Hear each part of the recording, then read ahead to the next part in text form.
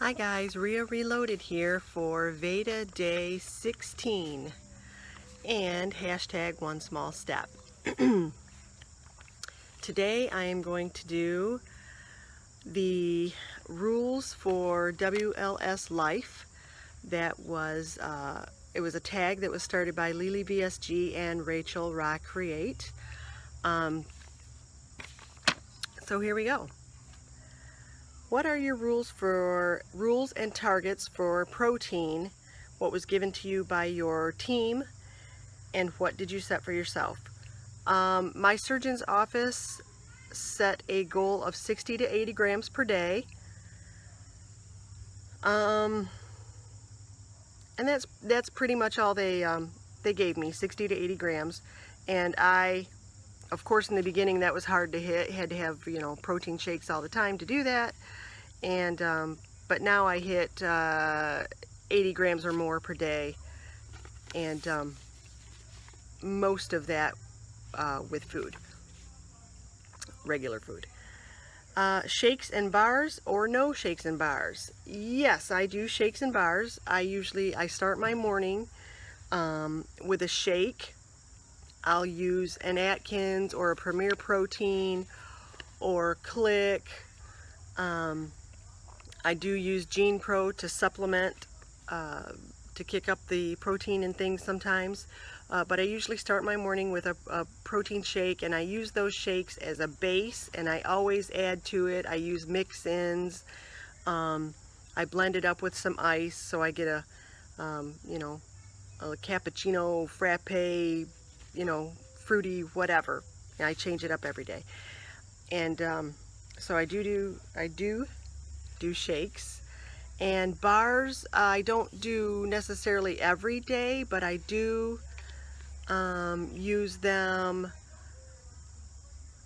when I'm traveling, when I'm out and about. I always have some in my purse, or when I'm at home, and at home or at work, and I want a sweet snack. When it's snack time and I want something sweet, I will have a bar. Usually, I really love the Power Crunch bars, flavor-wise. The Robert Irvine Fit Crunch bars taste great, although they don't have as good of stats as the Oh Yeah bars or the Quest bars. Sometimes you give up a little bit of stats for flavor, and vice versa.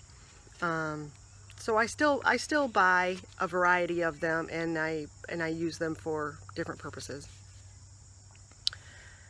Any rules around protein to carb ratio, or only eating things that have some protein, etc.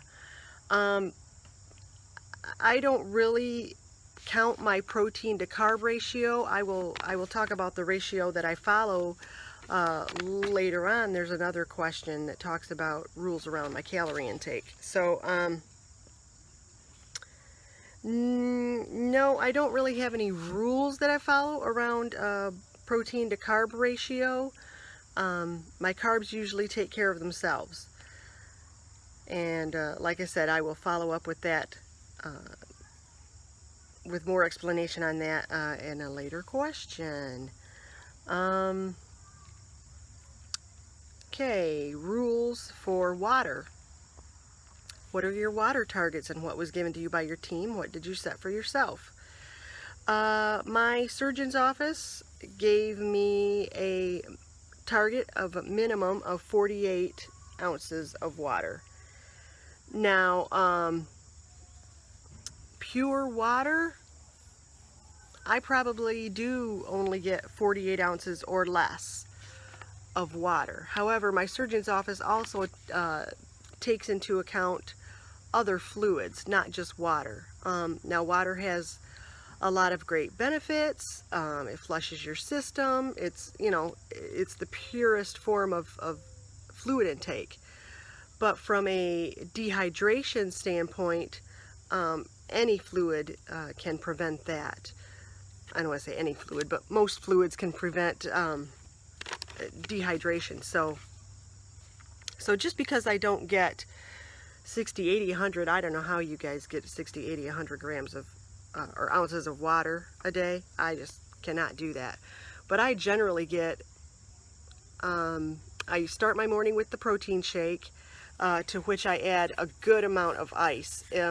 Between my protein shake and either adding almond milk or ice, fills up my 36 ounce container. When that's gone, usually around 10 a.m., then I refill that 36 ounce container with water, or a flavored water, or an unsweet tea, or something like that, and I'll usually have that gone before I get home in the afternoon. So that's 36 and 36. So that's 72 ounces of fluid, and then I will refill it before I go to bed, and I usually sip through the night. And then whatever's left in the morning, I probably when I'm getting ready for work, drink another 8 to 12 ounces of whatever leftover fluid water was in my cup at night. So altogether, not just pure water, but fluids in general, I mean, I'm getting a good 70 some 80 ounces, but it's not just water. And my surgeon's office is okay with that. How do you structure your water intake throughout the day? I talked about that. In the beginning, I actually had to set myself an alarm to drink. Now, I do drink with a straw, which does help me get my fluid in, and if that's one of the rules I have to break to do that, then I will do that. And as a matter of fact, the whole straw thing is a controversial topic. Not every surgeon thinks that drinking with a straw is a danger, and I think that maybe that started from the types of things we usually drink through straws, like sodas and things. So I think they just kind of put that in general out there, no drinking through a straw. But some, you know, the controversy, the other side of it is that there's no way it can stretch your stomach. But, you know, do what you got to do and do what your surgeon says. So, but that's one of the things I do, and I do get more fluid in because of it. Okay, so that's it for water. Rules about vitamins. What vitamins requirements were you given by your team? Do you have any additional ones you've added yourself? Vitamin spacing. Rules about when you take your vitamins. Blood work and frequency. Okay, so let's start out. My surgeon's office gave me omeprazole for at least the first year. Even though you're not having any signs of GERD, they give it to you as a preventative. I take it twice a day. They want to protect the stomach for the first year while it's healing, and if you're not having any signs of GERD or reflux or anything like that afterwards, then you can probably stop that. And I haven't had any signs of anything. Let's see, they also told me to take calcium citrate. I didn't write out all the milligrams down on these guys, but calcium citrate with D, multivitamin, iron, and B12. I'm pretty good about taking all my vitamins. Earlier this month, I got back on the bandwagon. I've been doing a good job of taking them. I am going to look into the patches from Patch MD. Nirvana recently did a video on it, and I'm going to look into those because I do find it quite,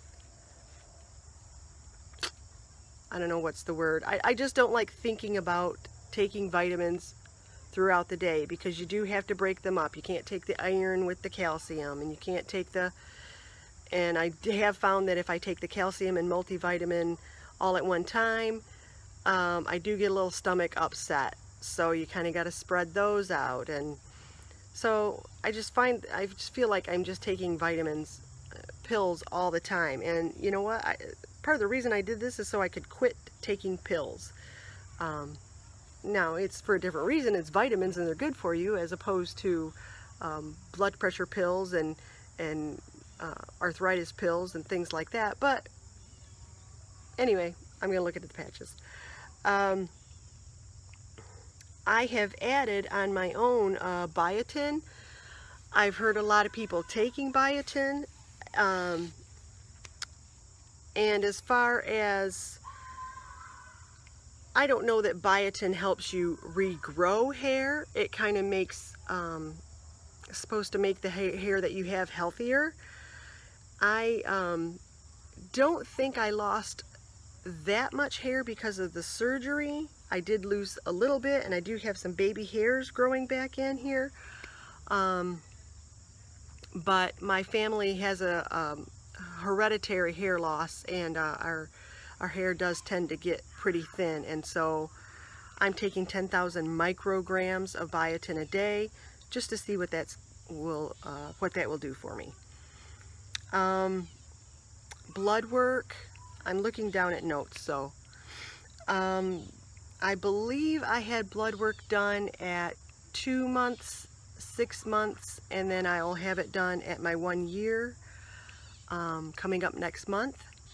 And then my primary doctor usually does blood work once a year anyway. So far all my levels have been good. Rules about exercise. Okay, this is the one that gets me, guys. My activity has increased, yes. I feel like doing things. I do things. I can shop and walk and do the stairs at work and walk out in our shop at work, and you know, not get winded and not be in pain. Work out in my garden, and you know, things like that. And but working out, I just can't get it. I can't get into the routine. I did join a gym. I was going 3 days a week. I was doing pretty well. But I just can't seem to stay in the routine. I've got to find something that I like to do and stick with it. So, and rules around exercise, like I said, I don't really have any rules. When I was doing the gym, I was doing a combination of treadmill, cardio, and strength training on the machines. Altogether, that took me about an hour, hour and a half to do the whole routine. Okay, rules for food and tracking. What are your rules around your daily caloric intake? What are your rules about portion size? What about your macros? And do you have any rules around tracking and treats, etc.? Okay, so this goes back to the question that was asked earlier about a ratio of protein to carbs. I do not do a ratio of protein to carbs. I do a ratio of calories to protein. So currently, I am at about 800 calories per day still. I'm 11 months out. My surgeon had given us a range of, I think it was between 3 to 6 months, we were supposed to be around 800 to 1,000 calories. And around the 6-month mark, I think I went from 500 to 700. And then about a month after that, I went to 800. And that's where I've been, and that's where I still am. Some days I do exceed 800 calories, but not by much. And I'm not totally hungry all the time, you know. I'm not starving myself, so I don't really want to raise it until I feel like I need to, or until my weight loss stalls. So right now that's where I'm still sitting, about 800 calories. I'm averaging, looking at my notes here, I'm averaging, over the last week, I averaged 813 calories a day. Now, the 10-to-1 ratio. So for every, I'm eating 800 calories a day, so I'm taking in, my goal is 80 calories of protein today, so 10 to 1. For every 10 calories, 1 gram of protein. Now that doesn't mean that everything I put in my mouth is 10 to 1, but for the day, I average 10 to 1, 800 calories to 80 grams of protein. Now, when I do that, I don't have to think I don't really have to think about my carbs and fats and everything else. What that does for me is if you are eating 10 to 1 calories to protein, then the carbs and fats take care of themselves. Here's what it actually shakes out to in my FitnessPal, which is what I use to track my food. I have my goal set at 800 calories, 20% carbs, 40% fat, 40% protein. Over the last week, I have averaged 813 calories per day, which has put my macros at 25% carbs, 33% fat, and 42% protein. So that puts my average carbs per day has been at 54, and that's total carbs. If you net out the fiber, which I'm getting 10 to 15, that puts me at about a net 40 to 45. Like I said, I don't count carbs. I don't count the net. I don't count the fiber. I look at the fiber to make sure I'm getting enough to do what I gotta do, if you know what I mean. And so yeah, it really the 10 to 1 ratio. I don't like to look at all the little minutia. The 10 to 1 ratio of calories to protein is easy for me to count. It's easy for me to track. It's a nice, easy number that I can look at, and then I'm not constantly thinking about it. I still read labels. I do look at the, you know, the food labels and nutrition and things they're in the foods I eat, but I'm not carried away with looking at carbs and you know what I mean. Let's see, what else? Yes, I track everything. Do we track treats? I track probably 95% of everything. If I have a sugar-free peppermint at work, do I freak out that I forgot to track it? No. If I forget that I put some sweet drops, some sweetener in my protein shake or protein coffee or something in the morning, I don't freak out about that. Usually if it was a legitimate, if it was a sugar-free Reese's, yeah, I mean, if it was an actual piece of candy, or if it was an actual Halo Top, if it was Enlightened, those kind of treats,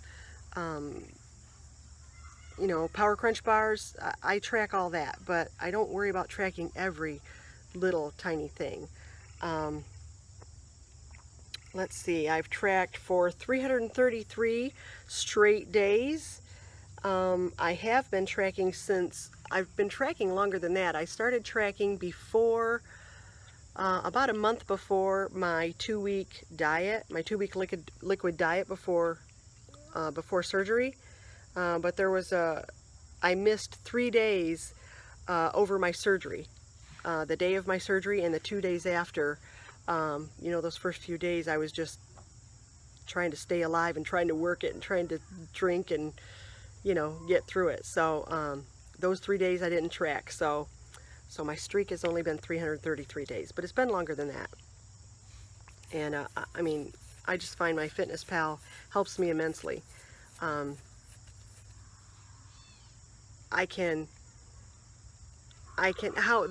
way that I maintain that 10 to 1 ratio using my FitnessPal, I tend to have pretty much the same types of things every day. Like I said, I start my day with my protein shake of some sort, and then lunch at work is usually either tuna fish, a turkey chili, some kind of leftover from home, lunch meat and cheese roll up, something like that. It's usually one of about 6 to 10 different things. But if for some reason we ate out, or you know, for some reason that my FitnessPal and my tracking, my macros are up for the day, my carbs are up for the day, I can look at my FitnessPal and say, oh, okay, my ratio's off. I'm not within my 10 to 1 ratio, and so I know that for dinner I have to have more protein-based more protein-based foods. And so far let's see, what's it talking about? Portion size. I'm still at about, I can have about 4 ounces of meat, 3 to 4 ounces of meat, depending on the meat, depending on the amount of fat in the meat, if it's a more fatty cut of meat, or if it's really dense, like chicken breast is usually a little less. And then I usually have vegetable with it, occasionally white potato, sometimes sweet potato, but I mean really that's potato maybe once every couple of weeks, maybe once a month, not much on the potato. I still don't eat rice, I don't eat pasta. I've had bites of them both, but as a rule, I don't eat them. And I don't eat bread, with the exception of high fiber, low carb tortilla, and or a high fiber, low carb flat out bread. And even with those, maybe once a week, not every day.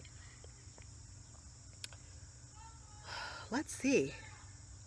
And I think with that, I think we're done. So, all right, guys, thanks for watching. This has been the tag. I'm not going to tag anybody because I think everybody's done it and I'm the last one to do it. So, everybody have a good evening and we'll see you next time. Bye.